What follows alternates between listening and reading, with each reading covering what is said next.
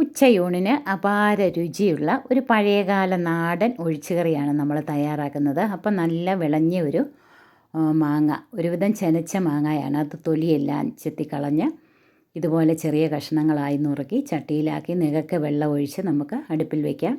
അതിലേക്ക് ഒരു 2 പിടി ചുവന്നുള്ളി, അതല്ലെങ്കിൽ ഒരു സവാള അരിഞ്ഞത്, എരിവിനാവശ്യമായ ഒരു 4-5 പച്ചമുളക്, 2 തണ്ട് കറിവേപ്പില, ഇനി ഒരു 1/4 ടീസ്പൂൺ മഞ്ഞൾപ്പൊടി ചേർത്ത് മൂടി വെച്ച് നമുക്ക് വേവിക്കാം.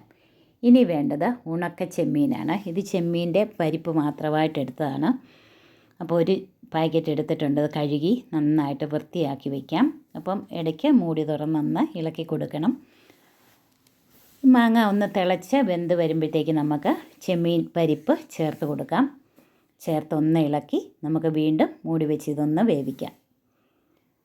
ഇനി നമുക്കിതിന് ചെറിയൊരു മുറി തേങ്ങ ചുരുണ്ടിയതിലേക്ക് ഒരു 4-5 വെളുത്തുള്ളി, 1 പിടി കുഞ്ഞുള്ളി, ഒന്ന് നന്നായിട്ടത് അരച്ചെടുക്കാം.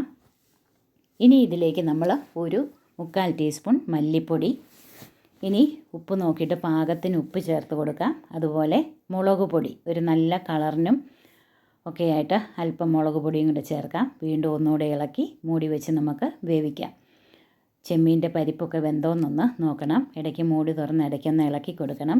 അപ്പം നന്നായിട്ട് തിളച്ച് മാങ്ങായും ചെമ്മീൻ പരിപ്പും ഒക്കെ വെന്ത് വന്നിട്ടുണ്ട്. നമ്മൾ നന്നായിട്ട് അരച്ച അരപ്പ് ഇതിലേക്ക് ചേർക്കാം.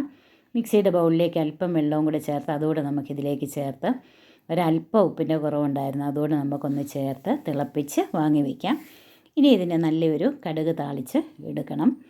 പാൻ അടുപ്പിൽ വെച്ച് ചൂടാകുമ്പോൾ അതിലേക്ക് ഒരു 3 ടേബിൾ സ്പൂൺ വെളിച്ചെണ്ണ, എണ്ണ നന്നായിട്ട് ചൂടാകുമ്പം കടുക് 1/2 ടീസ്പൂൺ ചേർത്ത് കടുക് നന്നായിട്ട് പൊട്ടിക്കഴിയുമ്പം ചുവന്നുള്ളി, വറ്റൽമുളക്, കറിവേപ്പില ചേർത്ത് നന്നായിട്ട് മൂപ്പിച്ച് കറിയിലേക്ക് നമുക്ക് താളിപ്പ് ചേർത്ത് കൊടുക്കാം.